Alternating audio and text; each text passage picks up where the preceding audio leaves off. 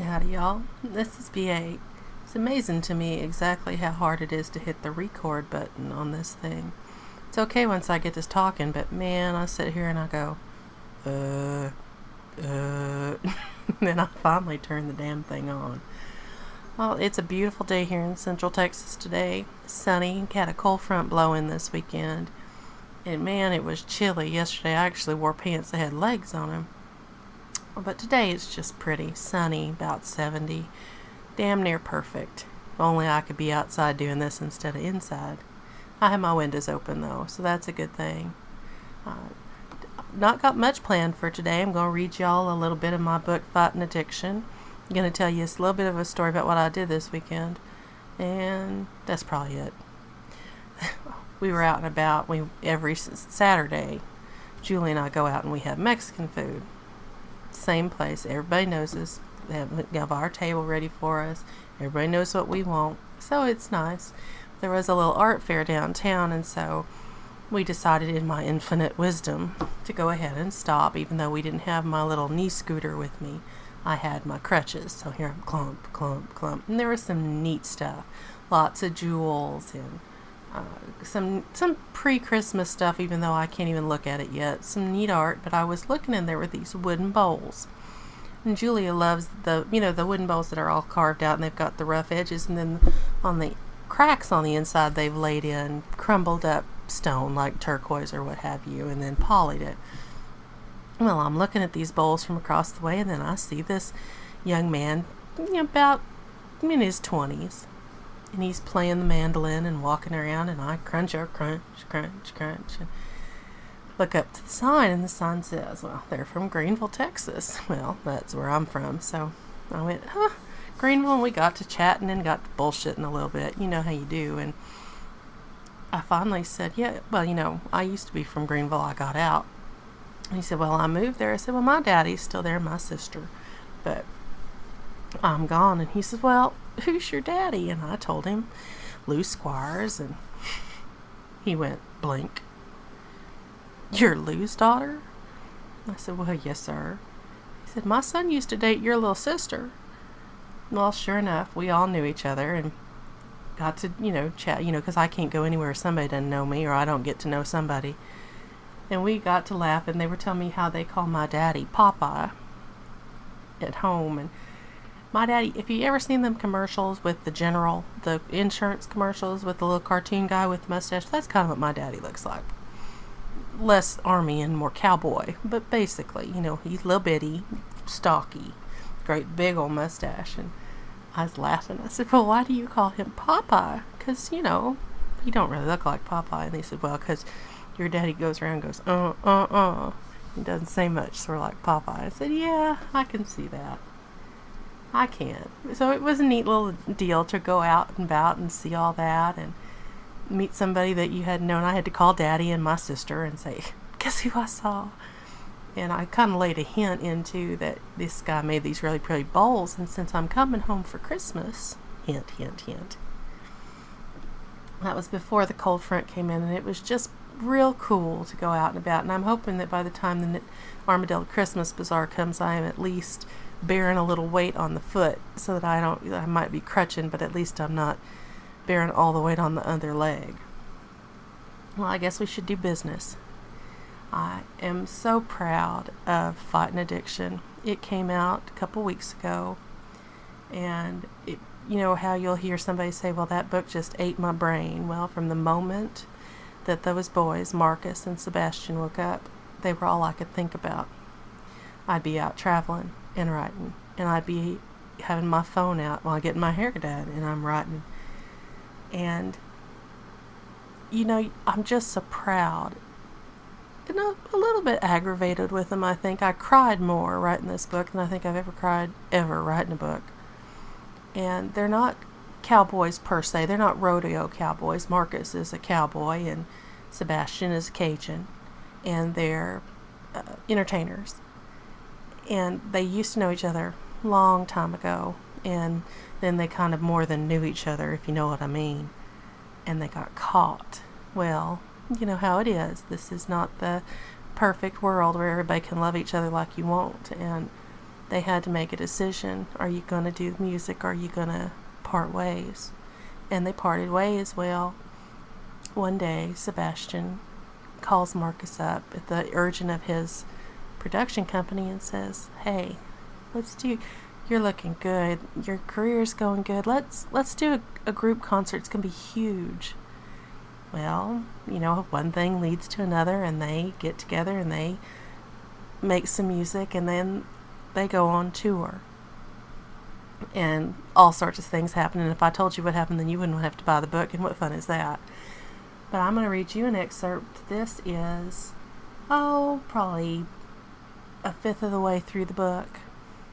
The guys have gone to Vegas to do kind of one of those country music type of award shows, where they all get on the stage and, do their new single.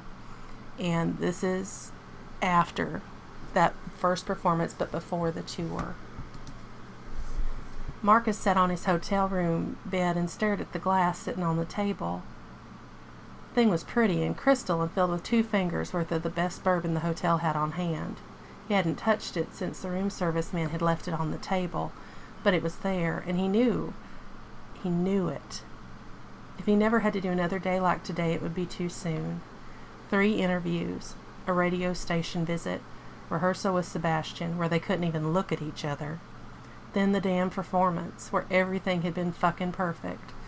Except that he couldn't look or touch or even smile or anything without worrying that what he was really feeling would show. God damn, he hated being a big old ball of drama. His phone rang. Seb's number coming up, and he frowned. What the fuck did that man want?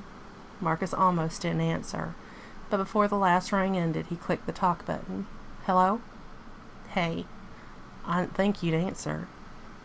Almost didn't. What's up, baby? I'm going to Mexico. I need you to tell me we're going to survive the tour without you hating me. I know it's a pussy thing to need, but I do. I can't stop thinking about it, and I've got to stop. It was good in January writing us, and I'm not sorry for Austin either. Jesus, was the man high? Hell, who was he to ask that question even to himself when he was sitting there with booze in his room for the first time in 2 years? I don't think I'm capable of hating you, Seb. I'm not. And you're right, it was damn good. It was. I'm sorry. I shouldn't call, I know, but we're friends. We were friends once. We are friends. Damn it, they were, even if they never had anything else. I'm not sorry for what we did in Austin, but I'm sorry I sent you running. I miss you. I had to go. You know I did. Yeah, he did know. They'd have done it again and again. It was addictive as hell. I promise I'll be more human when we're on tour. We'll work out together and all. Me too, I won't be as naked. Seb sighed. I'm going to Mexico to stay out of trouble. Markus laughed. Stay in one piece too, okay? I saw how you almost broke your neck on your last trip. Yeah, that was totally fun. Seb's chuckle made him smile. He eased something in his chest. You're a nut. He eased back in his chair, staring at the ceiling. I might go to Galveston. Yeah, go get tan. Go mostly naked rednecks. Eat shrimp. Yeah, not many photographers and shit either. People don't expect guys like us in Galveston. That sounded better and better. He did love to swim in the ocean. Well, there you go. I'll draw the press. You relax. Sounds perfect. You fly in during the tour or busing it? Depends on what other commitments we have at the time. I'll be on the bus, mostly you. It was good just to talk, not to have to worry about the physical stuff. I'm busing it. All the way. Hell, that bus is my home here in the States. Yeah, Bev said. He wished Seb would commit to a condo at least. Seemed weird to be so rootless. I told Kyle I'd fly him home for Allie's birthday. Bruce is welcome to go with him. I'll let Bruce deal with his shit, the band. As long as they show up for rehearsal and shows, I don't mess with them. Well, I'll let him know when I see him. Markus had always been a little more hands-on with the band. Hell, maybe it was because they all had wives and kids and the shit he was supposed to have, so he got it vicariously. That's cool. They liked working with you. Hell, I bet some of them defect. He hooted at the thought. Seb was riding the wave. No one would defect on the man. He was pure gold. I'll be lucky if Kyle doesn't poison your carry so he can come in full-time on the Horseman. Shit, man. Kyle loves you almost as much as he loves potato chips. Oh God, don't say those words in front of him. He's still trying to convince himself that apple slices taste just as good. Markus knew better. Substitute was never as good as what it was you actually wanted. You have my word. No potato chips.